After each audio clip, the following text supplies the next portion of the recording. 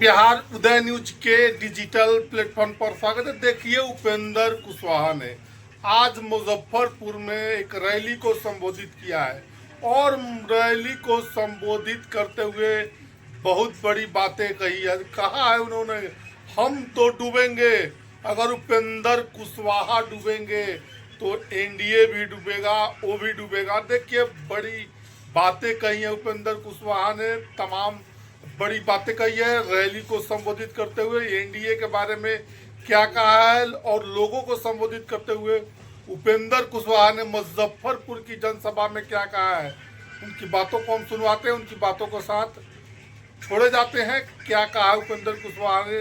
इसके पहले मैं आप सब लोगों से आग्रह करना चाहता हूं, हम जिन मुद्दों को उठाते हैं या जिधर भी चल पड़ते हैं, रास्ते में अनेक तरह की बाधाएं आती हैं और हम जानते हैं कि जिस रास्ते पर हम चल रहे हैं उसमें बाधा तो आएगी ही। जितनी बाधा आती है उतना ही मुझको मजा आता है। अब परिसीमन का मुद्दा उठा रहे हैं। दक्षिण के कुछ नेताओं के द्वारा पहले से बाधा खड़ी की जा रही है कि परिसीमन नहीं होना चाहिए। हम लोग कह रहे हैं कि परिसीमन होना चाहिए, तो वहां से बाधा का आना स्वाभाविक है, लेकिन कुछ बाधा डायरेक्ट है और कुछ बाधा इनडायरेक्ट है। अब जब से हमने इस विषय को उठाना शुरू किया है और इस विषय पर अपार समर्थन शाहबाद के इलाके में भी मिला और यहां भी अपार समर्थन दिख रहा है, तब से कुछ इनडायरेक्ट बाधा भी खड़ा करने की कोशिश हो रही है। आपसे आग्रह करेंगे कि आप डायरेक्ट बाधा और इनडायरेक्ट बाधा दोनों को समझिएगा। मीडिया के बंधु माफ करेंगे, हम सब मीडिया को नहीं कहते हैं, लेकिन कुछ लोग तो हैं। देखिए, और कोई कारण नहीं है 4 सीट मिलेगी, 5 सीट मिलेगी, यह जो चल रहा है, उपेंद्र कुशवाहा ने जनता के मुद्दा को उठाया है। डायरेक्ट बाधा नहीं खड़ा कर सकते तो इनडायरेक्ट बाधा खड़ा करें। इन लोगों को कुछ पता नहीं होता, कुछ पता नहीं होता, बस आपके ध्यान को भटकाने के लिए ऐसी कोशिश की जाती है ताकि हम लोग भी उलझ जाएं और जो मूल मुद्दा है उसकी चर्चा छोड़कर उसी के पीछे लग जाएं। अब ऐसे महत्वपूर्ण विषय पर जब हम मीडिया से बात करने के लिए प्रेस कॉन्फ्रेंस भी करते हैं, तो कुछ लोग तो गंभीर होकर इन सवालों को पूछते हैं, जानते हैं, लिखते हैं, दिखाते हैं, छापते हैं। और कितना भी गंभीर मुद्दा उठाइए, उसमें से कुछ लोग ऐसे होंगे पूछ देंगे कितनी सीटों पर लड़िएगा। अरे भैया, जो लोग कितनी सीटों पर हम लड़ेंगे ये तय करेंगे, हमारा काम है। अब कोई चर्चा नहीं, और आपको कहां से अधिकार मिल गया कि 4 सीट, 5 सीट और 6 सीट? अगर आपको अधिकार मिल गया है और आपको पूरा पता है, तो नाम भी कागज पर उम्मीदवार का आप ही लोग लिख कर दे दीजिए, उसी को हम लोग टिकट दे देंगे। ऐसा फालतू काम मत करिएगा। जो काम है वो आपका आप कीजिए, जो काम हमारा है, पॉलिटिकल पार्टी का है, हम करेंगे, पॉलिटिकल पार्टी करेगी। अब ध्यान को भटकाने के लिए उनको समझ में ही नहीं आता। उपेंद्र कुशवाहा जो भी सवाल, जो भी मुद्दा जब उठाने का काम हमने किया है, जनता से जुड़ा हुआ मुद्दा, शुरुआती दौर में कम लोगों को यह बात समझ में आती है कि कितना महत्वपूर्ण मुद्दा हम उठाते हैं, क्योंकि सामान्य तौर पे ऐसा लोग करते नहीं हैं। और ऐसा इसलिए नहीं करते कि लोग पद के लिए राजनीति करते हैं, राजनीति में कुछ मिल जाए जैसे तैसे उसके लिए राजनीति करते हैं। उपेंद्र कुशवाहा पद के लिए नहीं, परिवर्तन के लिए राजनीति करता है। और परिवर्तन के लिए राजनीति तो निश्चित रूप से कठिन काम है ही। लेकिन चाहे जितना कठिन हो, हम जनता के लिए जब राजनीति करते हैं तो जनता के सवालों को उठाने में कभी हम पीछे नहीं रहेंगे, चाहे उसके लिए मुझको जो भी रास्ता अपनाना पड़े। हमने हमेशा किया और इस बात की चिंता मुझको आज भी नहीं है कि राजनीति में मुझको क्या हासिल होना है और नहीं हासिल होना है। आपकी ताकत, आपका स्नेह प्यार, यही हमारे लिए बहुत बड़ी चीज है। इससे ज्यादा कोई पद राजनीति में नहीं है। गांधी जी किसी राजनीतिक ओहदे पर गए थे क्या? गांधी जी कभी सत्ता में रहे थे क्या? और सत्ता में चाहते तो एक समय था कि गांधी जी देश के प्रधानमंत्री बन सकते थे, लेकिन कोई भी व्यक्ति जो राजनीति में उच्च शिखर पर गया, उससे थोड़ी भी प्रतिष्ठा गांधी जी की कम थी क्या? डॉक्टर अंबेडकर ने अगर चिंता की होती कि राजनीति में हमको बहुत कुछ मिल जाए, तो जनता के जिन सवालों को लेकर उन्होंने रास्ता अलग अलग तरीके का अपनाया, डॉक्टर अंबेडकर साहब को राजनीति में रहकर बड़ा से बड़ा पद मिल सकता था, लेकिन जिन सवालों को लेकर डॉक्टर अंबेडकर ने संघर्ष किया, लोगों को लाभ मिला, यह लाभ जनता को नहीं मिल पाया। और तब डॉक्टर अंबेडकर साहब का नाम आज हम जो इतना सम्मान के साथ लेते हैं, शायद उतना सम्मान के साथ नहीं लिए हो। एक नहीं अनेक उदाहरण। जयप्रकाश नारायण की भूमि बिहार, जयप्रकाश बाबू चाहते तो इस देश के प्रधानमंत्री की कुर्सी तक जा सकते थे, लेकिन कभी कोई पद की चिंता नहीं की। जनता के सवालों को लेकर उन्होंने हमेशा संघर्ष किया। हम ये नहीं कहते कि जो लोग पद पर गए हैं लोग महान नहीं हैं। पद पर जाने वाले लोग भी एक से एक महान हुए हैं, लेकिन जनता के सवालों को लेकर अगर समझौता करने से कोई पद मिलता हो, वैसा पद से ज्यादा अच्छा है कि बिना पद का रहा जाए। इसलिए उपेंद्र कुशवाहा ने कभी पद की चिंता नहीं की। और क्या हमको मीडिया वाले दिखा करके हमारा दिमाग डाइवर्ट करेंगे कि 4 सीट और 5 सीट। उपेंद्र कुशवाहा कभी इसकी चिंता नहीं करता है। ताकत हमारे साथ है, यही काफी है, यही काफी है। भाइयों और मित्रों, हमने हमेशा सवाल जनता का उठाया है और हमारा दावा है, आज की तारीख में बिहार की धरती पर राष्ट्रीय लोक मोर्चा एकमात्र पार्टी है जिस पार्टी की ओर से जनता का जो मुद्दा है, जनता का सवाल है, उसको उठाने का काम हम सब लोगों ने संकल्प के साथ किया है। और यह पहली बार नहीं हो रहा है। जिस विषय पर कहीं कोई चर्चा नहीं होती, लोगों को ठीक से पता नहीं होता, लेकिन हम दूरगामी प्रभाव उसका जानते हैं, इसलिए उन मुद्दों को सबसे पहले उठाने का काम हम करते रहे। हमारी पार्टी में विजन है, दृष्टि है, इसलिए बाकी पार्टी से हमारी पार्टी अलग है। हम विजन के आधार पर राजनीति करते हैं, हम मुद्दों के आधार पर राजनीति करते हैं। हमने जब सवाल उठाया था भारत सरकार में, जब हम मंत्री थे, कॉलेजियम सिस्टम, इस सिस्टम के खिलाफ आवाज उठाया था।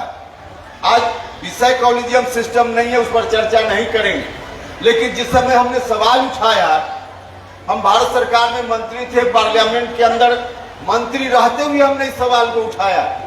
और जिस वक्त हम बोलने के लिए खड़ा हुए, तो पार्लियामेंट के अंदर मेरे अगल बगल के साथी माननीय कई सांसदों ने मुझको टोका और कहा कि आप भारत सरकार में मंत्री हैं और आप सवाल उठा रहे हैं। हमने वहां भी पार्लियामेंट के अंदर ऑन रिकॉर्ड यह बात है, हमने वहां कहा कि हमारे लिए, हम जिन मुद्दों को लेकर राजनीति करते हैं, उन मुद्दों के प्रति जो हमारा कमिटमेंट है, वह कमिटमेंट प्राथमिक है, उसके बाद बाकी हमारा पद और हम मंत्री का पद। और धीरे धीरे उस सवाल को हमने देश भर में फैलाने की कोशिश की, और आज परिणाम क्या है? आज अकेले उपेंद्र कुशवाहा नहीं बोल रहा, आज भारत की राष्ट्रपति भी बोल रही है कि कॉलेजियम सिस्टम ठीक नहीं है। आज भारत के कानून मंत्री बोल रहे हैं, सब लोग बोल रहे हैं कि कॉलेजियम सिस्टम के माध्यम से जो बहाली हो रही है सुप्रीम कोर्ट और हाई कोर्ट में जजों की बहाली, वह अन्यायपूर्ण प्रक्रिया है, गैर लोकतांत्रिक प्रक्रिया है, वह गलत प्रक्रिया है। और आज जब वहां तक बात चली गई है तो हम पूरे तौर पे आश्वस्त हैं कि ज्यादा दिन दूर नहीं, जो हमारा डिमांड उस मामला में लगातार रहा है कि सुप्रीम कोर्ट और हाई कोर्ट में जजों की बहाली, आज जोड़ दरवाजे से बहाली हो रही है। जोड़ दरवाजे से बहाली का काम बंद हो और जिस तरह से कलेक्टर एसपी की बहाली लिखित परीक्षा के माध्यम से होती है, उसी तरह से हाई कोर्ट और सुप्रीम कोर्ट के जजों की बहाली के लिए भी लिखित परीक्षा का आयोजन किया है। यह मांग निश्चित रूप से कुछ दिन और लग सकता है, लेकिन निश्चित रूप से यह मांग पूरी होगी। हमने जिस समय शिक्षा का सवाल उठाया था बिहार में, आज राज्य की सरकार उन्हीं मांगों को मानते जा रही है। हमने उसी समय कहा था कि अगर शिक्षा को ठीक करना है बिहार में तो जो टीचर की बहाली की प्रक्रिया है उसको बदलना पड़ेगा। हमने जो मांग रखी थी उसी मांग में यह बात शामिल थी कि शिक्षकों की बहाली बीपीएससी या बीपीएससी जैसी कोई संस्था बनाकर हो, तो बीपीएससी से सीधे तौर पे आज बहाली राज्य की सरकार कर रही है। हमने जो कहा था, एक नहीं उनमें से अनेक मांगों को राज्य की सरकार ने हूबहू मान लिया है और धीरे धीरे हम धन्यवाद देना चाहते हैं बिहार के मुख्यमंत्री नीतीश कुमार जी को कि उस रास्ते पर चलते हुए नीतीश कुमार जी की सरकार ने ऐसा कदम उठाया है कि धीरे धीरे शिक्षा व्यवस्था में अब सुधार होने लगा है। तो हमने इन सवालों को उठाया था। और जब हम शिक्षा की चर्चा करते हैं, छात्र नौजवानों की चर्चा करते हैं, अभी जो वाल्मीकि नगर में हमारा शिविर हुआ, उस शिविर में कई मुद्दे हमने पार्टी के एजेंडा में शामिल किया, जिसमें परिसीमन वाला भी है। लेकिन गौर कीजिएगा, उसमें और मुद्दों के अलावा एक मुद्दा जो छात्र नौजवानों से संबंधित है, उस मुद्दा को भी हमने लेने का काम किया है।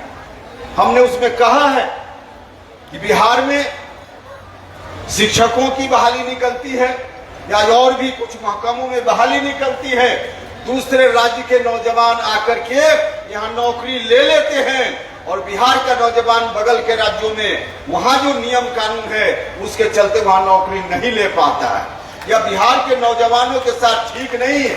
जो डोमिसाइल नीति पहले थी, एक दिन देखा हमने अखबार में कि विपक्ष के नेता ने भी कहा कि हमारी सरकार आएगी तो हम डोमिसाइल नीति लाएंगे। अरे भैया, डोमिसाइल नीति हटाने का काम कब हुआ? जिस समय तेजस्वी यादव बिहार की सरकार में उप मुख्यमंत्री थे, उसी समय हटाने का काम किया। तो सत्ता में जाने के बाद आपका मुंह नहीं खुलता है और चौराहे पर आते हैं तो मुंह खुल रहा है। क्यों नहीं उस समय रोकने का काम किया था? डोमिसाइल नीति उसी समय सिस्टम ऐसा बनाया गया कि बाहर का व्यक्ति भी आकर यहाँ नौकरी ले रहा है। यह ठीक नहीं है। हमने अपने एजेंडा में शामिल किया है। हम राज्य की सरकार से माननीय मुख्यमंत्री जी से आग्रह करना चाहते हैं कि डोमिसाइल नीति बिहार में हो, ताकि दूसरे राज्य के लोग बिहार के नौजवानों का हक नहीं खा पाए, नहीं मार पाए, जो आज हो रहा है। तो इस सवाल, ऐसे सवालों को हम उठाते रहते हैं। हम आपसे ताकत चाहते हैं कि ताकत दीजिए, तो आगे भी सरकार बनेगी, एनडीए की मजबूत सरकार। अब तो चुनाव का समय आ रहा है, लेकिन सरकार अगली बनेगी, उसमें मजबूत भागीदारी हमारी पार्टी की होगी और जो काम अभी नहीं हो पाएगा हम लोग करने का काम करें। भाई और मित्रों, तो उन सवालों को हम उठाने का काम करते रहते हैं। और उसी तरह का एक विषय है परिसीमन का विषय। जरा गंभीर होकर सुनिएगा। आज की तारीख में इस विषय के बारे में पढ़े लिखे लोग नहीं जानते, पढ़े लिखे लोगों को नहीं मालूम। पार्लियामेंट के जो माननीय सदस्य लोग हैं, उनमें से अधिकांश लोगों को मालूम नहीं है। अभी जो पिछला सत्र सदन का चल रहा था, जो दक्षिण भारत के लोग हैं, वहां के जो माननीय सांसद हैं, परिसीमन के खिलाफ रोज शोरगुल करते थे तो परिसीमन के खिलाफ परिसीमन न हो, इसके लिए दक्षिण के राज्य के लोग आवाज उठा रहे हैं। लेकिन परिसीमन हो, इसके लिए आवाज उठाने का काम पहली बार अगर कोई पार्टी कर रही है तो उस पार्टी का नाम राष्ट्रीय लोक मोर्चा है। और ऐसा इसलिए यह बहुत जरूरी विषय है। परिसीमन हमारा संवैधानिक अधिकार है। जब संविधान बना उसी समय संविधान में व्यवस्था की गई, उसमें कहा गया कि प्रत्येक 10 साल पर जनगणना होगी देश में, और उस जनगणना में जो आबादी होगी उस आबादी के आधार पर लोकसभा क्षेत्रों की संख्या और विभिन्न राज्यों में विधानसभा क्षेत्रों की संख्या बढ़ेगी। यह कहा गया, संविधान में यह बात कही गई, और उसके हिसाब से पहली बार 1951 में सीटों की संख्या लोकसभा में निर्धारित हुई, और उसके हिसाब से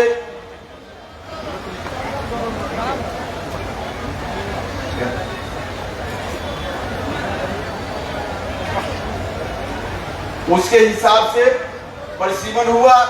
पहली बार 1951 में, दूसरी बार परिसीमन हुआ 1961 में, तीसरी बार 71 की जनगणना के अनुसार परिसीमन हुआ।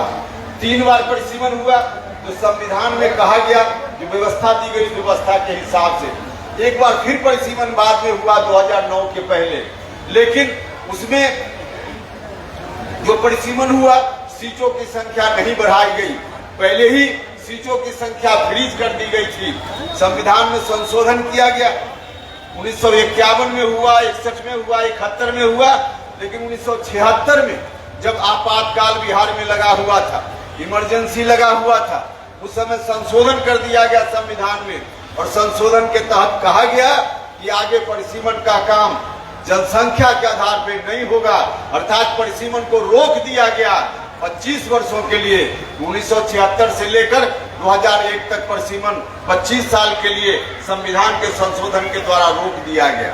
फिर जब 2001 आया, फिर 25 वर्षों के लिए उस समय सीमा को बढ़ा दिया गया, और फिर अगले 25 साल मतलब 76 से लेकर 50 सालों के लिए 25-25 करके 2 बार बढ़ाया गया। और अब जो 2026 अगला साल आने वाला है, अगला साल 2026 में समय सीमा जो संविधान ने बांधने का काम किया, वह समय सीमा पूरी होने वाली है। दक्षिण के लोग बोलने लगे हैं, फिर से सरकार पर दबाव देने लगे हैं कि परिसीमन का काम आगे भी न हो।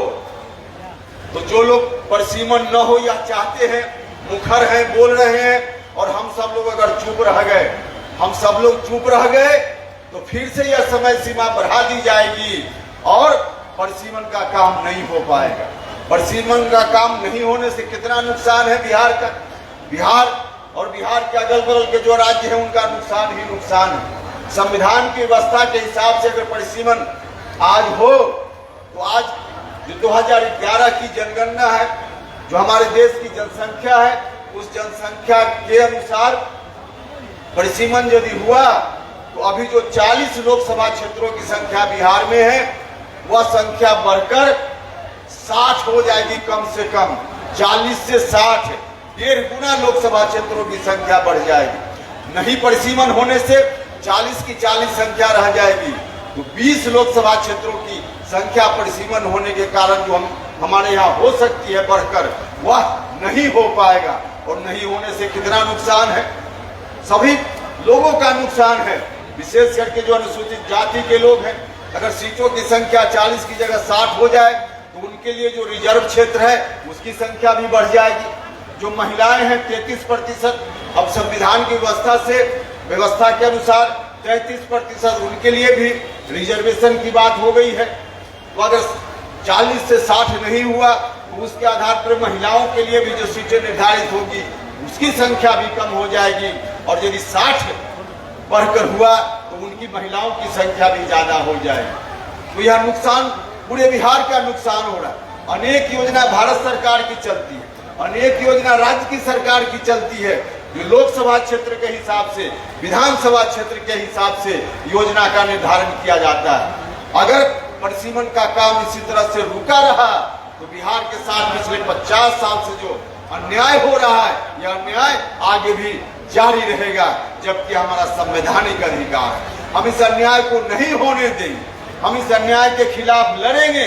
हमने संकल्प लिया है, हमारी पार्टी ने संकल्प लेने का काम किया है।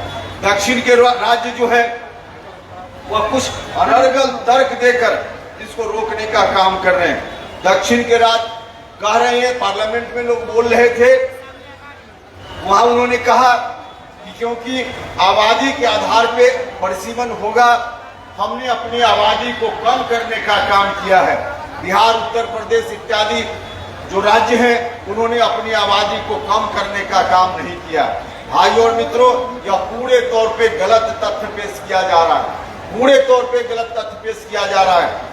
जब से हिंदुस्तान में जनसंख्या की गिनती होने लगी, जब हिंदुस्तान आजाद नहीं था, 1881 में पहली बार जनगणना हुई। 1881 से लेकर देश की आजादी के समय तक उन राज्यों की जनसंख्या बेतहाशा बढ़ी। उस समय हम लोगों की संख्या, बिहार के लोगों की संख्या हिंदी भाषी राज्यों की संख्या नहीं बढ़ी, क्योंकि हम अंग्रेजों की प्रताड़ना के शिकार थे। हमारे यहाँ महामारी, हमारे यहाँ भूखमरी, तो इसके चलते हमारी जनसंख्या उस समय नहीं बढ़ी। लेकिन उन राज्यों की संख्या बढ़ी, उनकी संख्या बढ़ी।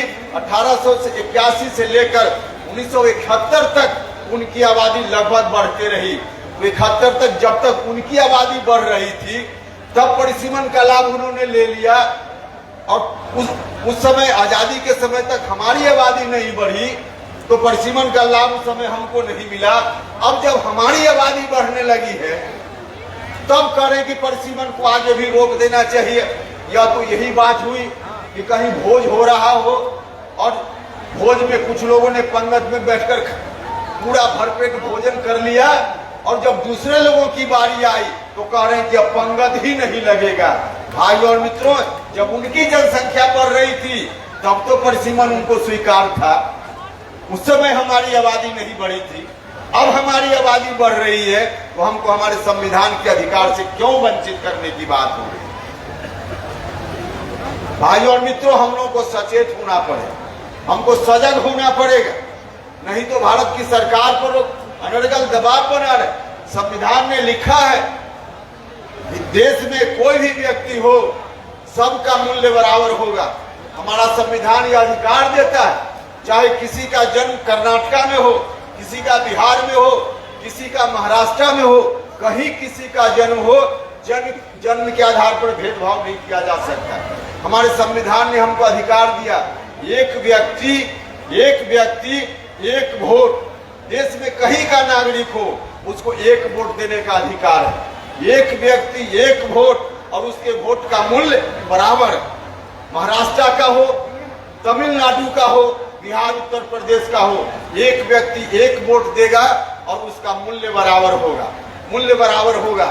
लेकिन आज जिस तरह से परिसीमन नहीं होने के कारण पिछले 50 वर्षों में जो स्थिति बन गई है, कहीं 31 लाख लोग मिलकर एक एमपी चुन रहे हैं।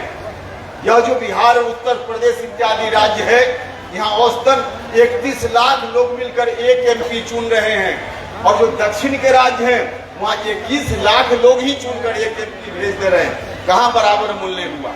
कहीं 21 लाख लोग मिलकर एक एमपी, एक प्रतिनिधि भेज देते हैं, और कहीं का 31 लाख लोग मिलकर एक प्रतिनिधि भेजता है। तो संविधान के हिसाब से पूरे तौर पर यह गलत है। और जनसंख्या आज हमारी बढ़ी है, यह बात ठीक है, लेकिन बढ़ी हुई आज की जनसंख्या के आधार पे अगर उन लोगों के इस तर्क को मान लिया जाए, तो कल होकर तो यह भी कहेंगे कहने वाले कि किसी परिवार में अगर 25 आदमी है और किसी परिवार में 5 आदमी है, तो आज 5 की जनसंख्या के हिसाब से लोगों को जन वितरण प्रणाली के माध्यम से राशन मिलता है, और जिनके परिवार में 25 लोग हैं उनको 25 के हिसाब से राशन मिलता है। लेकिन अगर परिसीमन के संदर्भ में जो लोग तर्क दे रहे हैं कि बिहार इत्यादि राज्यों ने अपनी जनसंख्या बढ़ा ली और हमने जनसंख्या नहीं बढ़ाई है, उनकी बात को मान ली जाए, तो इसका अर्थ हुआ कि कल हो के कहेंगे कि 25 व्यक्ति किसी परिवार में है, तो उसने 25 की संख्या बढ़ा ली, और हम 5 ही आदमी परिवार में हैं, हमने संख्या नहीं बढ़ाई, तो दोनों को बराबर बराबर राशन दीजिए, मतलब 5 आदमी भी उतना ही राशन ले और 25 आदमी के परिवार में ही उतना ही राशन मिले। इस तरह की व्यवस्था कहीं उचित हो सकती है क्या? नहीं उचित हो सकती है। और यही बात जनसंख्या बढ़ाने के नाम पर कही जा रही है, इसलिए यह तर्क पूरे तौर पे गलत है। और दूसरी चीज जो सबसे ज्यादा महत्वपूर्ण है, जनसंख्या बढ़ाने का आरोप हमारे ऊपर लगाया जाता है, हम बिहार, उत्तर प्रदेश इत्यादि राज्यों के ऊपर लगाया जाता है। भाई और मित्रों, उनका कहना है कि सरकार ने जो पॉलिसी बनाई, जो परिवार नियोजन का कार्यक्रम अपनाया, उस कार्यक्रम को दक्षिण के राज्यों ने अपना लिया और बिहार सहित हिंदी भाषी राज्य के लोगों ने उस कार्यक्रम को नहीं अपनाया। इसके लिए जनसंख्या बिहार इत्यादि की बढ़ रही है और उनकी जनसंख्या नहीं बढ़ रही। यह पूरे तौर पे गलत बात है।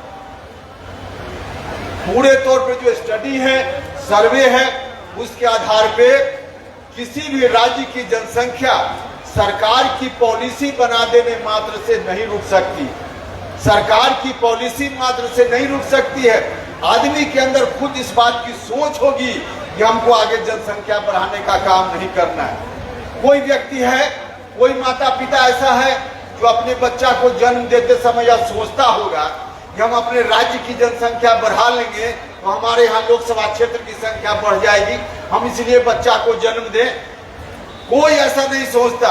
वह तो अपना जो कारण है, उसका आर्थिक कारण, परिवार कारण, सामाजिक कारण, उसके चलते जनसंख्या बढ़ाता है।